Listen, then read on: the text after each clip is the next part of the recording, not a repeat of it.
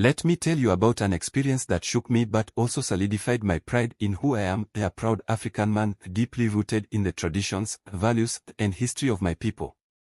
It happened on a bright afternoon in a grocery store in the United States, a place I have come to call home for years now.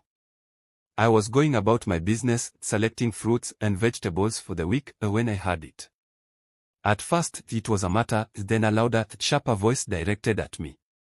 "Go back to your country where you belong." I turned to face the woman, a middle-aged white lady with a sour expression. Her words hung heavy in the air, drawing the attention of other shoppers. For a moment, I felt a mix of emotions, shock, anger, and sadness. But quickly, those feelings gave way to something much stronger, pride.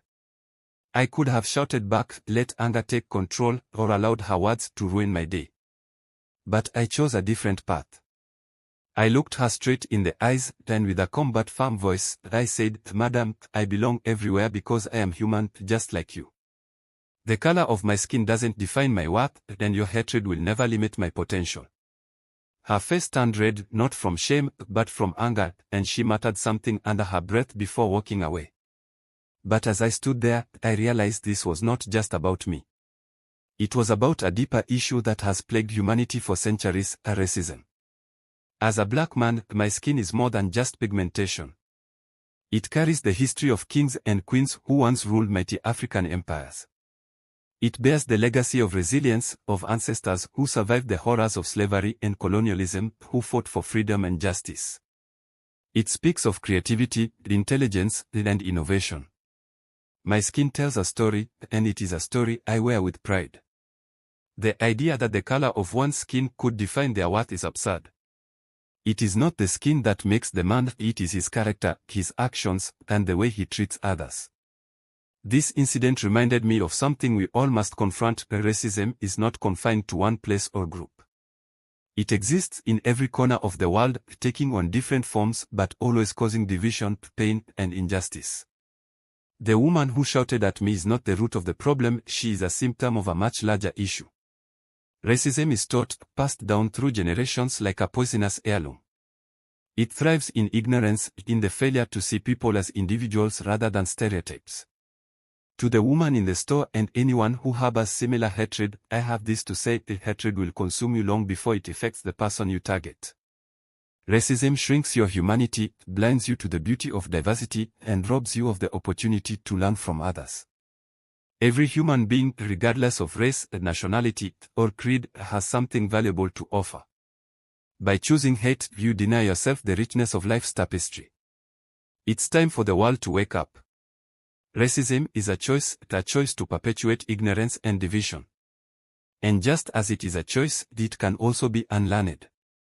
To my brothers and sisters of all races, I say this: we must stand together. Let us teach our children to see beyond color, to judge people by their hearts and actions. Let us challenge racism wherever we encounter it, not with hatred but with truth and courage. As for me, that encounter did not diminish my resolve, it strengthened it. I am proud of my African roots and of the man I've become. I refuse to let anyone's prejudice limit where I can go or what I can achieve. I will continue to thrive, not just for myself, but for those who came before me and for those who will come after. My success is my resistance. My joy is my protest. My humanity is my proof that no amount of hatred can diminish my worth. To end racism, we must start with ourselves. Examine your biases, challenge your assumptions, and open your heart to the truth that every person deserves respect and dignity. Let's build a world where no one has to hear, "Go back to your country," because we all understand this simple truth: the earth belongs to all of us. Borders may separate us, but humanity unites us. I left that grocery store that day with my head held high. The woman's words did not break me, they reminded me of why I must continue to stand tall, speak up, and live with pride. And so, to anyone who faces prejudice or discrimination, I say this: you are enough. Your skin is beautiful. Your existence matters. Walk with confidence, knowing that no one can take away your worth. Let your light shine so brightly that it dispels the darkness of ignorance and hate. Because together, we can end racism, not just in one store or one city, but across the world.